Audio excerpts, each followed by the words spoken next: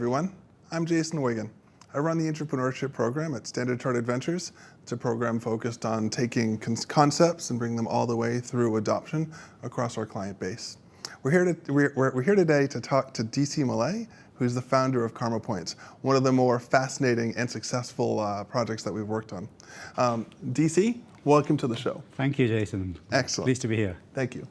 So what we'd like to do is really just dive right into it. The obvious question, of course, which you're probably asking, what's KarmaPoints? So KarmaPoints is a platform ecosystem that places the consumer right at the sustainability table. So in fact, it's my belief that the consumer going forward is actually going to be the chair of the sustainability discussion, and KarmaPoints is going to be the platform that plays a major role in catalyzing that. That's really interesting. What I really love about the idea is how it's really giving to the future. But how did you come up with it? What's the story of that?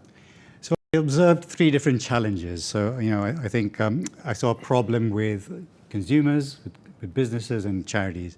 So with consumers, these three problems were problems that, if taken in isolation, were actually really difficult to solve. But when you put them together, it's actually they solve each other almost by magic. So the consumers have the problem of, although they want to drive sustainability, they want to improve the world, individually they feel quite powerless to do anything about it.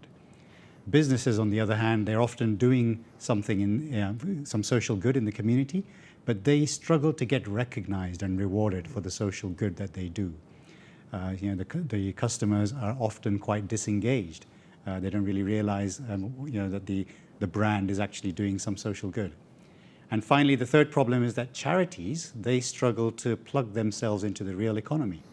Often charities are an afterthought for much of mankind, unfortunately.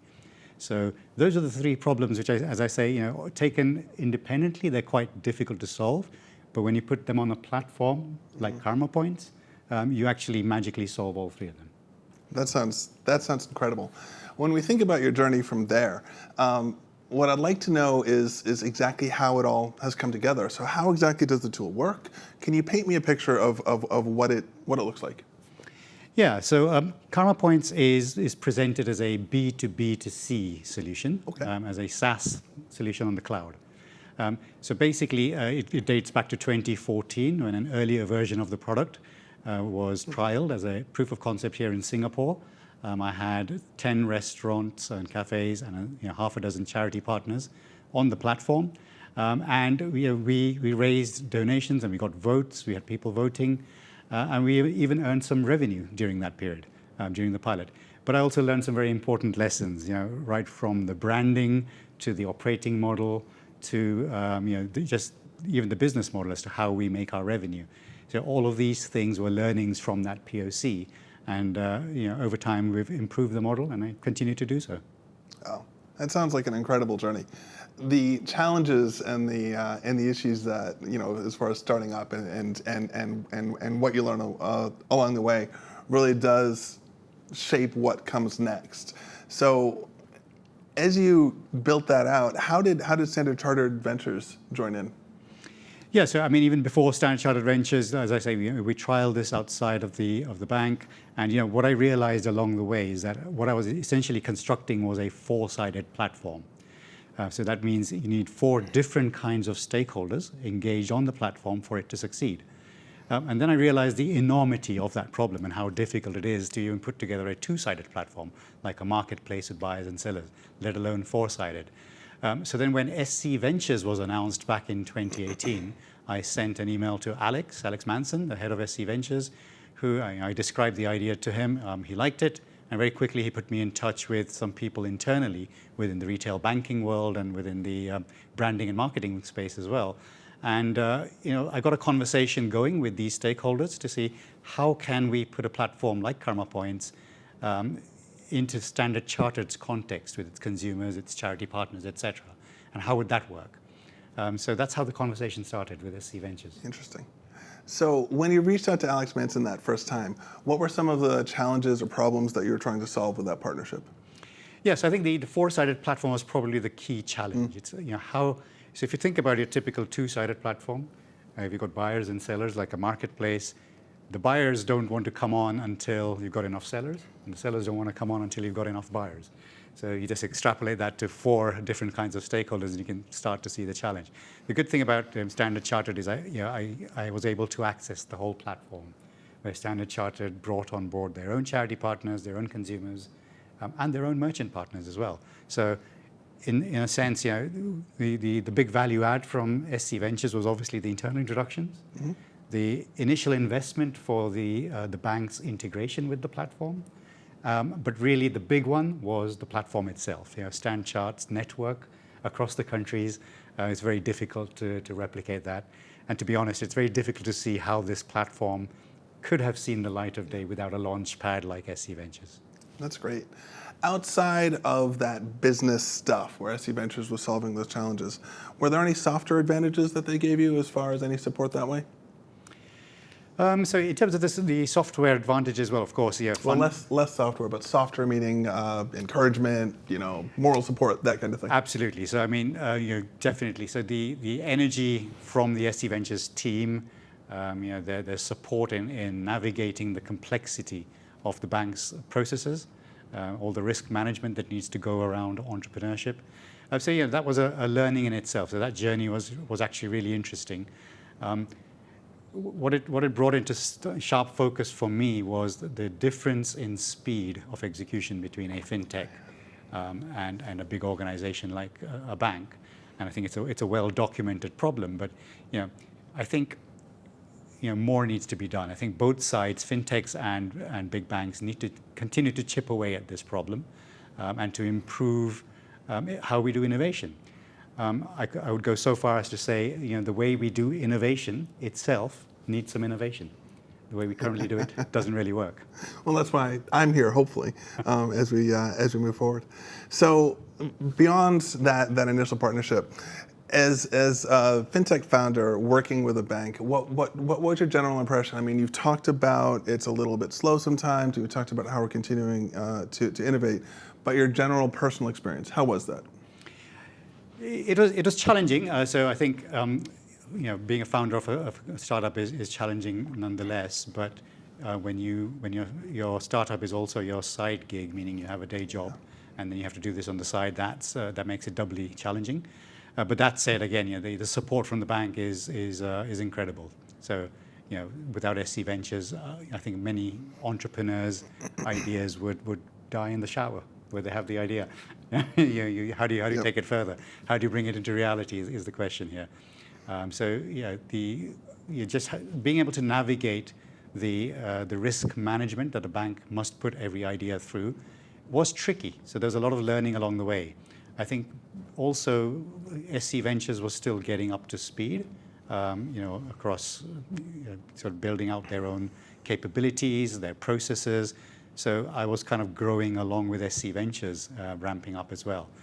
So at some point, I felt like I was driving this road along a dirt road with no markings. But if I look in the rearview mirror, there's a beautiful 6-lane highway just behind me. So it had all been done just after I'd sort of passed the hurdle.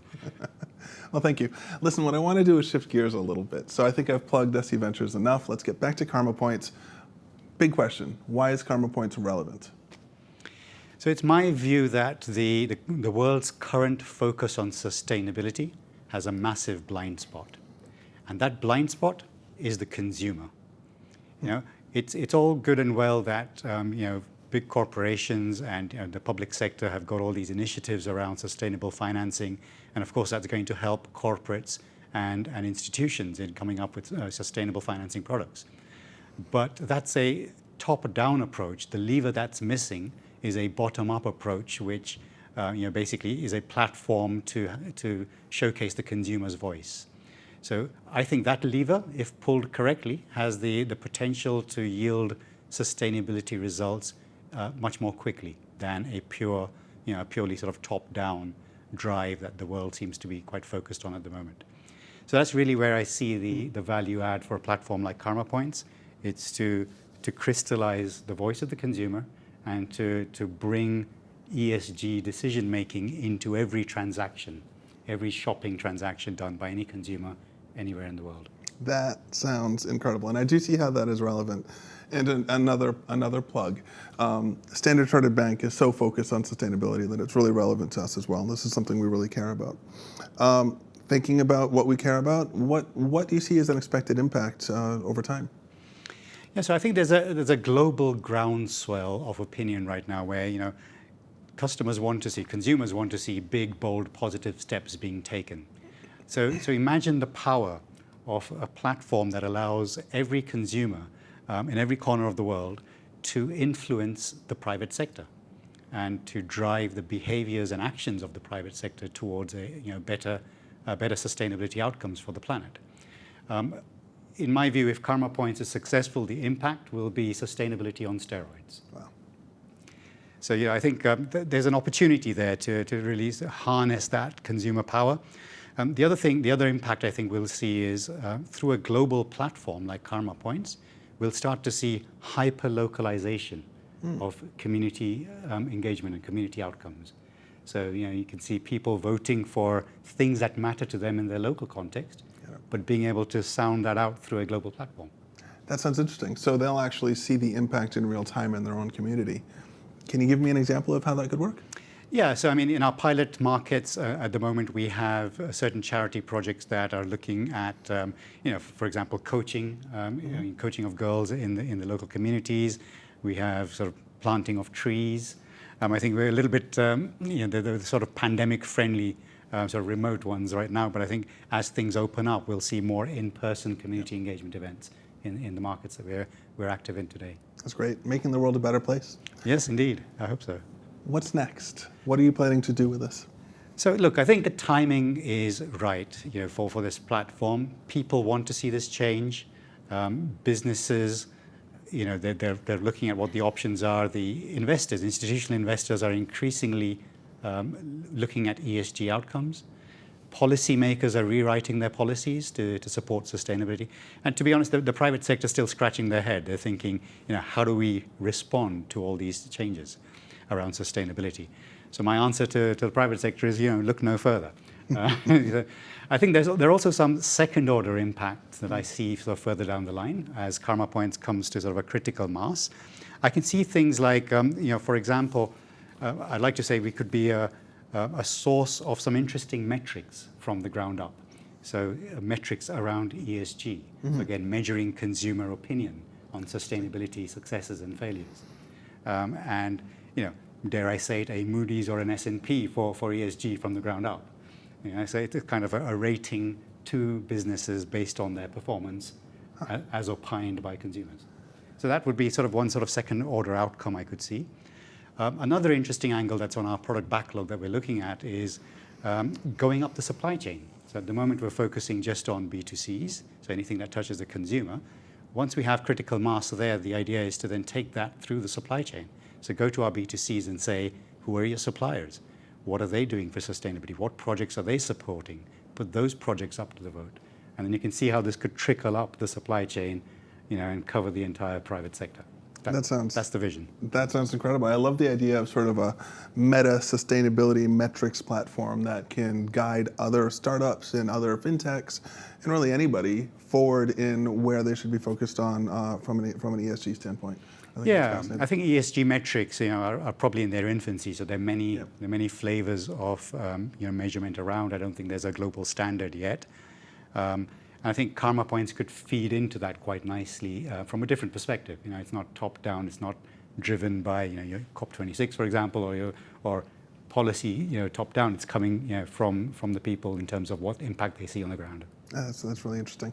Listen, I'm going to do exactly what I'm not supposed to do. I'm going to go a little bit off of what we talked about and ask a question that I think is really important, which is how can I help, but how can the viewers help? What do you need? What would you be looking for as far as support from external third parties, more from Standard Chartered clients? How can we help?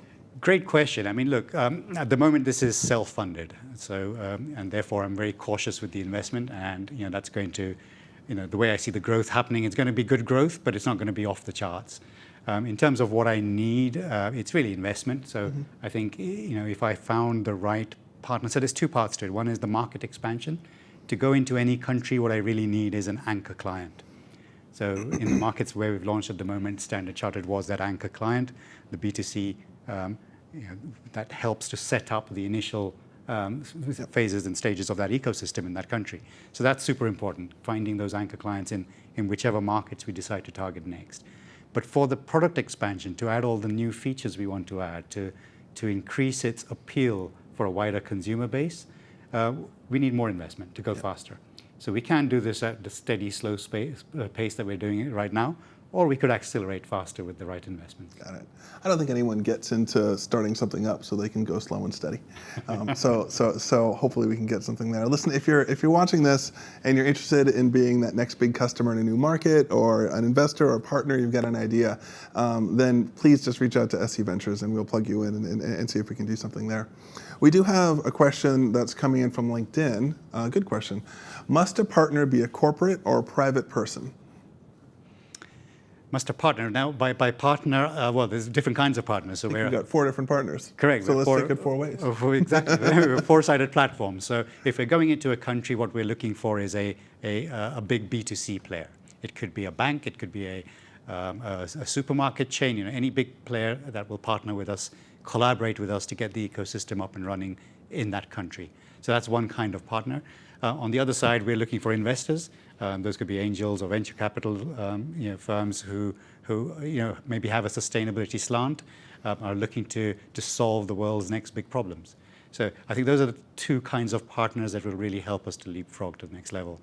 Could it be a private person? I'm not sure exactly what that question means, but if you mean sort of a wealthy investor through a family office, that's also I think an avenue we can look at.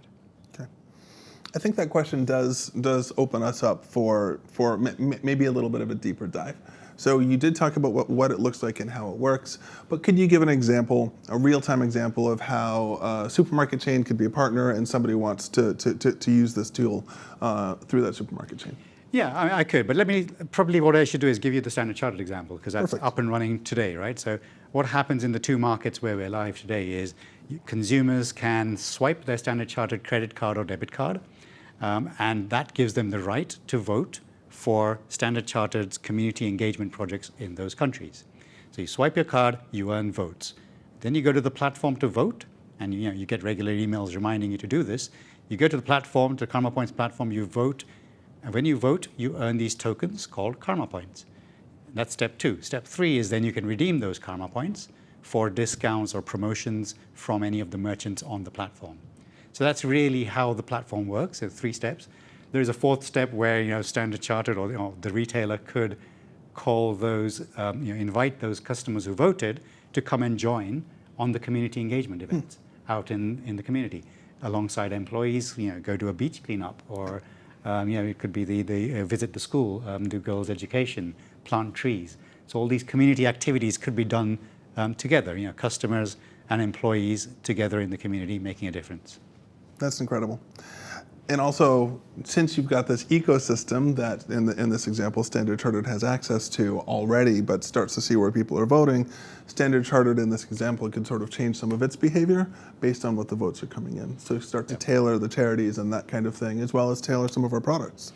Yeah, I mean, that is certainly the ethos of the platform. It's over time to look at what the votes are, what do people find important, what are the customers saying to you, and you listen to your customers. So I like to think of KarmaPoints as sort of version 3 of CSR. Yeah. Version 1 was when management sat around the table in January and decided which CSR projects they're going to execute for the year, and that was it. The rest of the year was about execution. Version 2 was when employees got involved, payroll giving, employee volunteering, etc. This is now version 3. It's an evolution of CSR or ESG as a journey. Version 3 is where you ask your customers what matters to them in the community. What projects do they want to see you working on? And you respond to that. Sounds incredible. Listen, I don't think we have any more questions, and I think that does wrap us up for today. So I really wanted to thank you for the time. This is fascinating. Hopefully the viewers agree. I think KarmaPoints is an incredible product, and I'm really excited to see where it goes from here. Thank you. Very happy to be able to present today. Thank you. Thanks for coming in. Cheers.